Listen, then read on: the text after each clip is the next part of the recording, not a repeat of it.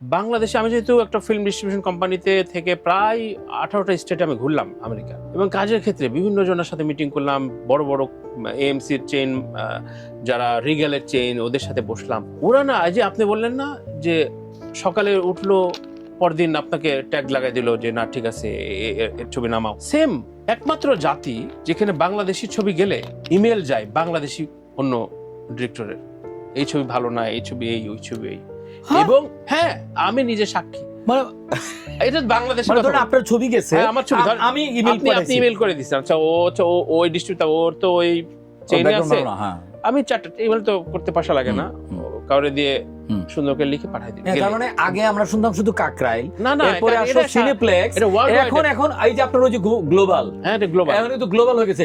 Global আমরা তো নিজেদের উন্নতি করতেই পারি না, বাংলা ভাষায় কিন্তু গিরিঙ্গি আঙ্গুল দেওয়াটা শিখি, বাংলা ভাষায় গিরিঙ্গি বলে আমরা ছোটবেলায়। হ্যাঁ হ্যাঁ গিরিঙ্গি, এটাই চলে গেছে, এটা দুঃখজনক। এটা আমরা প্লিজ হাত জোর করে বলতেছি, রাতাটা দেখে এইগুলো থেকে সরেন আপনারা, মানে আপনারা যায় করেন, সরতে হবে। আচ্ছা তানভীর ভাই, আমি বলি, আপনি যদি ভালো থাকেন, আপনি একটা ভালো গাড়িতে চড়েন, ভালো একটা বাসায় থাকেন, আমার সমস্যাটা কি তাইলে? আপনি কি এটা কখনো চিন্তা করে দেখছেন আমার কি ক্ষতি হইতেছে? কি তো মানে আপনি ফেসবুক থেকে আসেন, সমাজ ব্যবস্থায় আসেন, সব জায়গায় দেখেন, ফেসবুকে আপনি একটা ভালো পোস্ট দিবেন, 4টা ব্যাড কমেন্ট, মানে মেয়েরা তো বাদ দেন, ছেলেদেরই এখন, ও আচ্ছা এই অবস্থায় তোমার, আমি তো কোনো কিছু কইলেই খালি তো এখন আর